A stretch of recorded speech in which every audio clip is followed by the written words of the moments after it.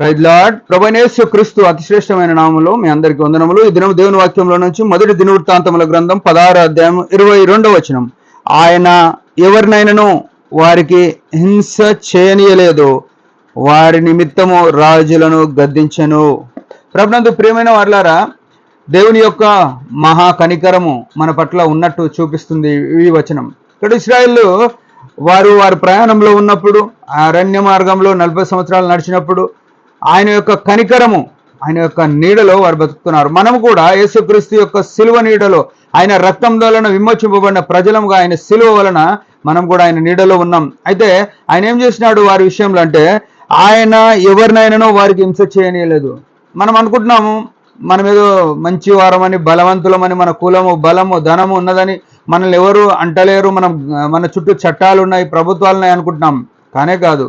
దేవుడు నాడు ఇశ్రాయేలుకి ఎట్లయితే భద్రతగా, కావలిగా, కొండగా, కోటగా, శైలంగా ఉన్నాడో ఆ భద్రతగా మనకు ఆయన ఉన్నాడు. కాబట్టి ఎవరు మన దగ్గరికి రాకుండా, హింస చేయనీయకుండా ఆయన ఉన్నాడు. ఇంకేమంటున్నాడు?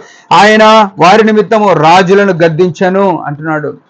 మన మీద ఎవరు ఎన్నో ప్రయోగాలు చేస్తూనే ఉంటారు. క్రైస్తవులను అణచివేద్దామని, క్రైస్తవతం అణచివేయాలని, సువార్త జరగనియొద్దని, మందిరాలు కట్టొద్దని, దేవుని పరిచర్యకు ప్రతి క్షణము అపవాది అయిన వాడు ప్రతి వారిలో, రాజులనేమి, అధికారులనేమి, మన చుట్టూన్న మన మీద పరిపాలన చేసే ప్రతి వారి మీద ఆ అపవాది ఆలోచనలు అన్నీ నింపి క్రైస్తవుల మీద దాడులు జరిగించాలని కోరుతున్నాడు.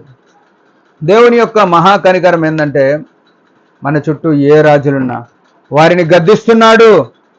మనకు ఎవరు కూడా హాని చేయకుండా మన కొరకు వారిని గద్దించి, వీరు నా పిల్లలు అని మనకు శ్రేష్టమైన భద్రత, ఎవరు ఇవని భద్రత ఆయన ఇస్తున్నాడు. ఆ విషయం మనం గుర్తెరిగినామా?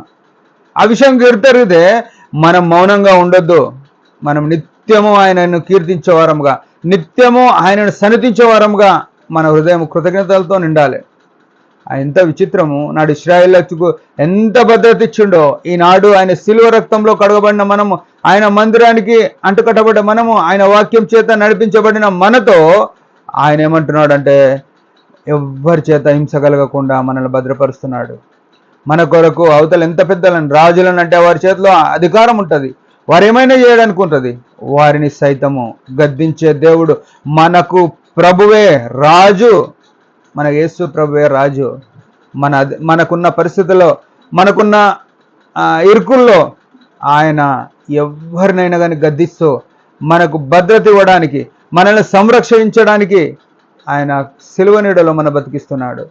ప్రభునందు ప్రియమైన వారులారా, ఈ గొప్ప ఆధిక్యత ఈ ప్రపంచంలో ఏ జనానికి లేదు. కేవలం యేసుక్రీస్తు ప్రభువును అంగీకరించిన నీకు మాత్రమే ఉంది. యేసు ప్రభు వాక్యములో ధ్యానించి, వాక్యంలో రాయబడిన ప్రకారం నడిచే నీకే ఈ ఆధిక్యత ఉంది. వాక్యానికి భిన్నంగా, వాక్యానికి అవతల, యేసు ప్రభుకు బయట ఉన్నోళ్లకు ఎలాంటి భద్రత లేదు. వారి ఏం భద్రత ఉంది వారికి? వారిని కాపాడేటోళ్ళు ఎవరున్నారు? దావీదు అంటాడు, నా దాగుచోటు నీవే అంటని చెప్పినాడు. మనకు దాగే చోటు ఎవరంటే యేసు క్రీస్తు యొక్క సిలువ నీడ. ఆయన రెక్కల నీడలో మనం సురక్షితంగా ఎంతో భద్రతగా ఉన్నాం. అవతల రాజులన్న రాని, సైన్యమన్న రాని, శత్రు బలం ఎంత పెద్దదైనా మన పక్షమున యుద్ధం చేసే దేవుడు మనకు నాడు ఇశ్రాయేలులను వారిని హింస చేయనీయకుండా కాపాడినట్టుగా, రాజులను గద్దించినట్టుగా ఈనాడు కూడా మనకు ఎవ్వరు కూడా హాని చేయకుండా ఆయన మన పక్షము వహిస్తున్నాడు. మనకు సహాయకుడుగా, మనకు భద్రతనిచ్చేవాడుగా, శైలముగా, కోటగా, దాగుచోటుగా ఆనాడు దావీదు అన్నట్టుగా మనకు కూడా ఉన్నాడు. మన చుట్టూన్న ప్రభుత్వాలను ఆయన గద్దించి మనం ఈనాడు స్వేచ్ఛగా ఆరాధన చేసుకోవడానికి, స్వేచ్ఛగా దేవుని మందిరంలో మనము దేవుని మయంపరచడానికి, ఆరాధికులుగా, ప్రార్థన చేసేవారంగా, సువార్త చేసేవారంగా మనకు ఆయన భద్రత ఇస్తున్నాడు. ఈ భద్రతను బట్టి మనం ఆయన కృతజ్ఞత కలిగి ఇదే జీవితంలో మనం కొనసాగి ఆయనను మయంపరచాలని దేవుని యొక్క కోరిక. దేవుడి మాట దీవించును గాక. చిన్న ప్రార్థన. పరమ తండ్రి యేసు ప్రభు నామములో వందనాలు.